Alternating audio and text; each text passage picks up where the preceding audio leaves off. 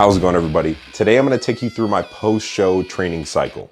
What I'm doing is having a training cycle post-show due to the fact that you need to get your body weight up post-show in order to recover from the contest prep diet. It's probably a smart idea to also train alongside of that instead of going immediately into a break. So this post-show training period serves as a mass gain as well as a way to facilitate weight gain so that I can return to baseline before I take a break. Now today we are doing an AM and PM split session. AM and PM workouts are a way to distribute your volume in order for lagging muscle groups or a muscle group that may be put at the end of a session to get more priority.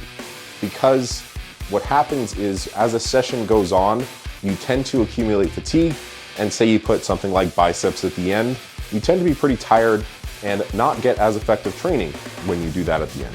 So what we're doing, hey bud, so ignore my dog. So what we're doing here is we're splitting the workouts AM and PM so that I can get some rest and some food in between. So the first exercise you'll see me start with is a cambered bar bench. You may be asking, Dylan, why don't you do just a flat bench? And to that I'd answer, because I'm weird and I like to do weird things. And it is likely beneficial to train muscles at long muscle lengths. Based on the meta-analysis that my awesome video editor will put somewhere around here, it is likely that biasing some of your training towards long muscle lengths or the stretch position may result in more muscle growth. So what we're doing is we're biasing the lengthened or stretch position by using a cambered bar, so that we can get more stretch under load and potentially produce more muscle growth. So with the cambered bar, you want to be really cautious. You want to come down, get a really deep stretch, but you also want to have control on the way down because you can be kind of vulnerable. Injuries may happen in the transitional phases in between reps where you shift, especially quickly. So what you want to do, come down nice and slow, maybe a slight pause, and then you can explode on the way up, but then also control the transition between the concentric and eccentric.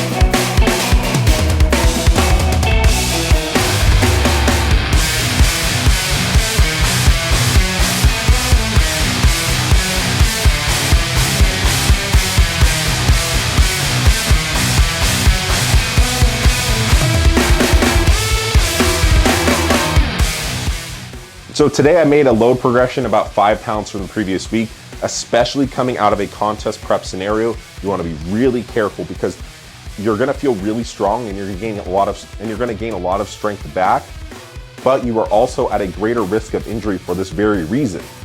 You're gaining a lot of weight, you're getting really strong really fast. That puts a lot of strain on the joints and connective tissues. So you want to be cautious, still go with the less aggressive load and rep additions. 5 pounds, a rep or two, week to week. Probably nothing more, even if it's not as intense as you'd like to be training. It's smarter to be a little less aggressive. A lot of these injuries that occur, especially with high-level bodybuilders, are post-show and after time off, and there's a reason for that. Next exercise we went on to was a cable fly giant set. I've explained giant sets before, but I'll do it again because some of you may have not seen my other videos. A giant set is a set with a total rep goal. What you do is you do about 15 to 20 reps at your target RAR, repetitions from failure. You take a short break, anywhere from 45 seconds to a minute and 30 seconds. And then you go again, and you repeat this process until you hit your total rep target. Now, you don't have to hit your relative effort or your RAR target each set. You can actually just go until your technique breaks down, because giant sets are also a great way to practice technique and practice mind-muscle connection in a lift. Either way works just fine. I usually go with the RAR target way, but this also is an intensity technique that drives a ton of metabolites, gets you a good burn, gets you a good pump, and it's a lot of fun. As you'll notice, I'm doing the same technique that I would on a bench press, or at least trying to mimic it for the most part. I bring my shoulder blades together and down as I come down into a deep stretch. I try to maintain the same angle in my elbow the whole way so that I'm not extending and maybe getting more biceps or other muscles involved. Getting a big stretch, bringing my chest and shoulder blades down, big chest, and then I come together, reach my chest towards the wall in front of me. And here I believe I did like 60 reps or so.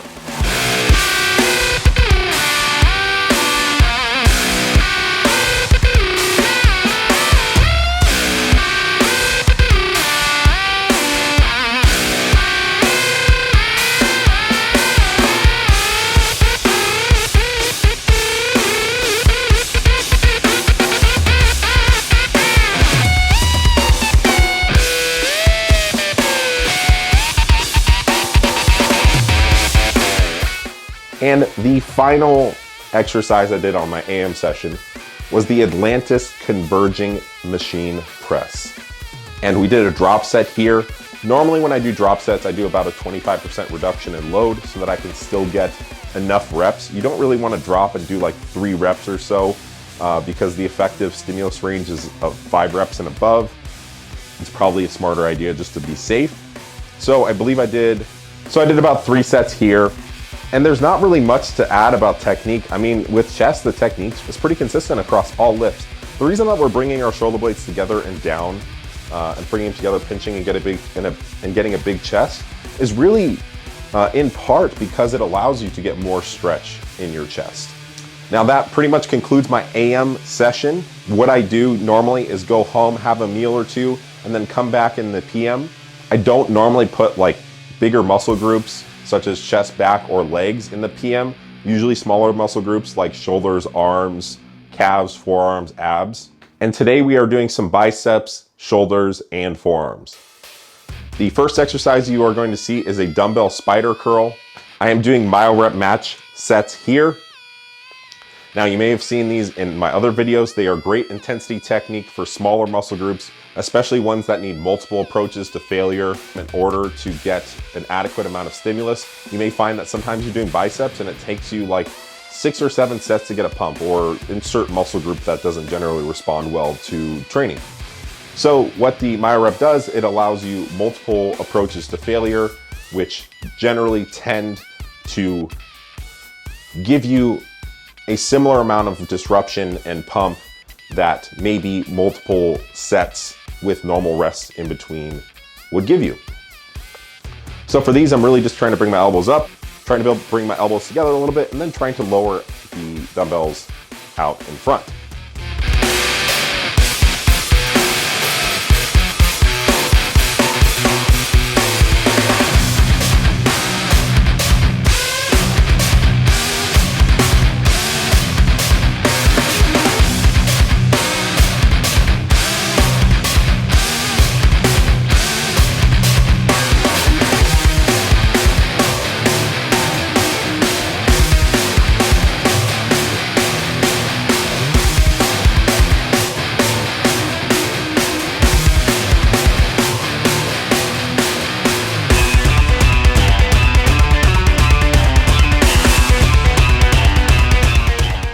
Next exercise you will see me doing is the super range of motion dumbbell lateral raise. Super range of motion is just a variation. There's many ways to do dumbbell lateral raises. I know people see me do these and they think they're weird. A lot of the criticism I'm seeing with this is people say your shoulders don't work when they come up here or past perpendicular to your body. First and foremost, that's ridiculous. Like if you lift your shoulders above your head, you can feel your shoulders working. And yeah, maybe they bias a little more traps, but unless you're trying to not have big traps, it really doesn't matter. The interference effect is kind of silly because a lot of people try to over-isolate one muscle. Unless you're trying to not grow a specific muscle group, it shouldn't be really much of a concern. For example, I lean back when I do rows as well to get my spinal erectors. I don't really see the negative in growing my spinal erectors a little bit because I'm just trying to grow all over. And if I generally have training that biases my shoulders, I'm mostly going to grow my shoulders anyway, and then if some traps get in there, I'm totally okay with that. And then I have to do less direct trap work to make them grow. So I think it's a win-win. Ended up doing, I believe, 4 sets here. That was more than enough. My shoulders seem to get stimulated with a lower amount of volume per session, but tend to handle a lot more frequency. That's something I've just observed, is that it doesn't take a lot of sets for me to get a lot of pump and disruption in my shoulders. But that being said, they tend to need more volume to grow. So I actually just spread out the volume over multiple days.